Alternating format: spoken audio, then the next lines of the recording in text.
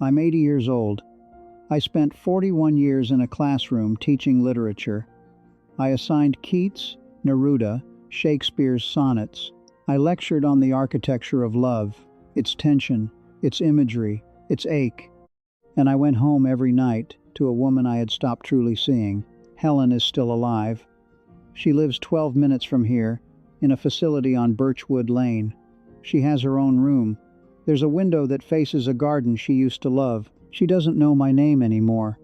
But last Tuesday she looked at me across that little table, and she said something that rearranged everything I thought I understood about the life I had lived. She didn't know she said it. That's the part that stays with me. I met Helen in the fall of 1971. She was in my section of freshman composition. She had red hair, not orange, not auburn red, the kind that catches light like something's burning underneath it. She argued with everything I said, not combatively, she just had opinions, and she assumed they were worth sharing. I found that extraordinary. We married in 1973. In those first years we were ridiculous with each other. I'd read her poems in bed with a flashlight while she pretended to sleep. She'd leave index cards on my desk with sentences she thought were beautiful. Woolf, Baldwin, a Hungarian poet I'd never heard of. We had a whole language between us, Helen and I. Then I got tenure. Then came the committee work, the publications, the graduate students who needed supervising.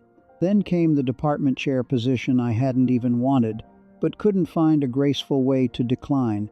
I wasn't unfaithful. I was present, technically. I came home, I sat at the dinner table. I asked how her day was and half listened to the answer while mentally composing the introduction to my next paper. Helen adapted.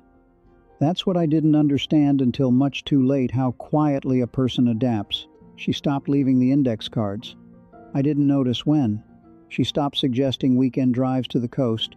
She stopped reaching for my hand in the car. Not dramatically. Not with a conversation or a confrontation. She just stopped. And I, God help me, I was relieved. It meant fewer things to manage, more space for the work. I told myself she was happy. She seemed content enough. She had her garden, her book club, her sister Margaret. I told myself that a good marriage wasn't about electricity, it was about steadiness. And we were steady. I was a fool. A marriage is not steady. It is always moving either toward each other or away. I thought we were standing still. We were drifting. I just wasn't paying close enough attention to notice the shore getting farther away. I have had 52 years to examine this marriage from every angle available to a man of moderate intelligence and considerable regret, and I can tell you with more precision than I could ever bring to analyzing a sestina the 5 places where I failed her. Mistake 1. I confused providing with loving. I paid the mortgage. I funded Helen's trips to see Margaret in Portland. I bought her a piano when she mentioned, once in passing, that she'd always wanted to play. I thought providing was its own language, a declaration made in action rather than words. My colleague Bernard taught philosophy for 30 years, never quite made full professor, he once said to me, over bad coffee in the faculty lounge. George, a man who provides is doing the minimum. A man who shows up is doing the work. I dismissed it as bitterness. He was right. Helen didn't need the piano. She needed me to sit beside her on the bench while she tried to learn it. Mistake 2. I was fluent in literature and illiterate in her. I could tell you what Keats meant by beauty is truth. I could trace the evolution of the love sonnet from Petrarch, through Shakespeare, through Elizabeth Barrett Browning, in 45 minutes with chalk diagrams. I could not tell you, with any confidence, what Helen was afraid of. I did not know, in 30 years of marriage, whether she was happy in our city or whether she had always quietly wished we'd moved somewhere warmer. I never asked. I assumed I knew her. I had filed her away the way you file away a book you've already read. A person is not a book. They change. They develop new chapters. I stopped reading around year 15 and then was shocked, genuinely shocked, when the story had moved on without me. Mistake 3. I won arguments that cost me the war. Helen and I argued the way educated people do, carefully, with evidence, with verbal precision, and I won more than my share. I was trained to construct an argument. She was not. What I didn't understand is that every time I won, I was spending from an account I didn't know had a limit. There is a kind of person, I've seen it in students, in colleagues, in my own reflection, who would rather be right than connected. Who mistakes winning a point for winning something that matters? My friend Walter, retired circuit court judge, married 60 years, told me at his wife Dorothy's funeral, "George, I never once let Margaret have the last word. I've had 60 years of last words. They don't keep you warm." He wasn't talking about Dorothy. He was talking about the marriage he wished he'd had. Mistake 4. I stopped being curious about her. In the early years, I was fascinated by Helen, the way her mind moved, the things that made her laugh, the opinions she held with quiet ferocity. I studied her the way I studied the texts I loved most. Somewhere around year 12, I stopped studying. I thought I had the complete picture. The error of the experienced reader. I knew the themes, I knew the motifs, I had formed my interpretation. Case closed. But Helen was not finished becoming herself. While I had stopped looking, she was changing, deepening, becoming someone I might have loved even more if I had remained curious. I was living with a stranger I was certain I knew. Curiosity is not a romantic gesture. It is a daily discipline. It is asking the question and meaning it, actually waiting for the answer. I stopped asking. That was the beginning of the end of knowing her. Mistake 5. I believed there was time.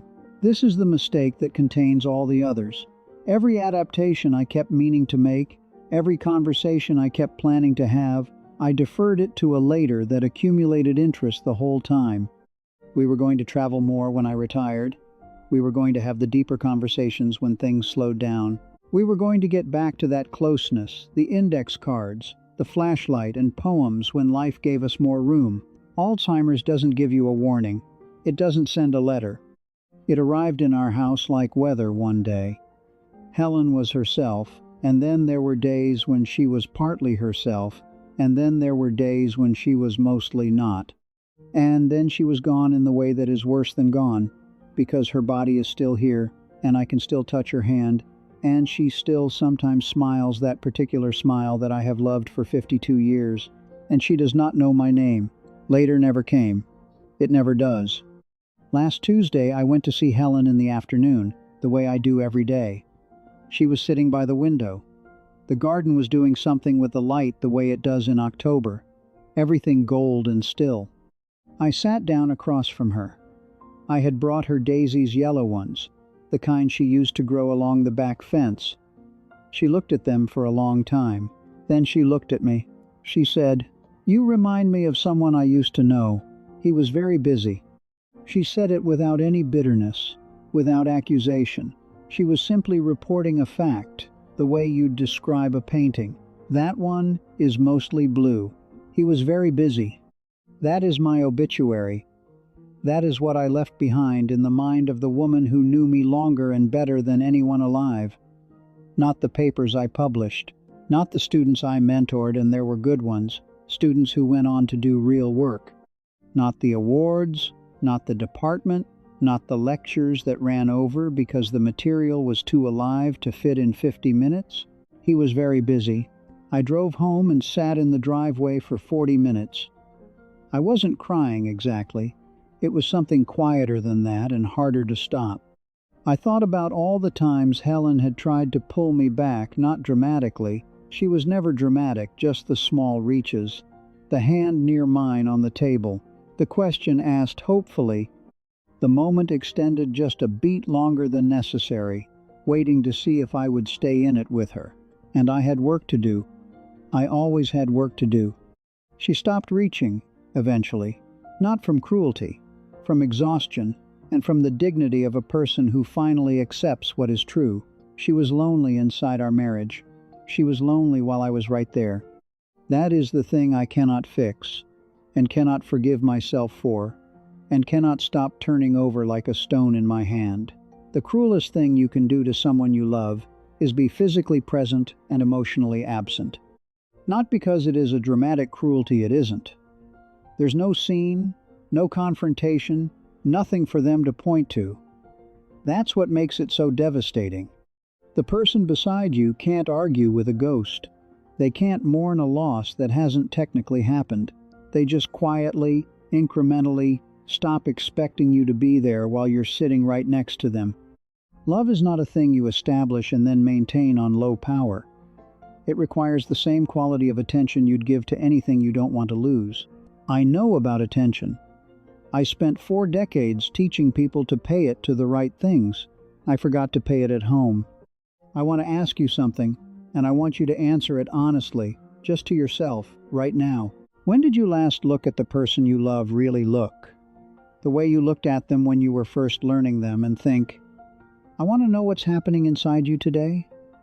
Not assume. Not project. Not half listen while your eyes drift to a screen. Look. Ask. Wait for the actual answer.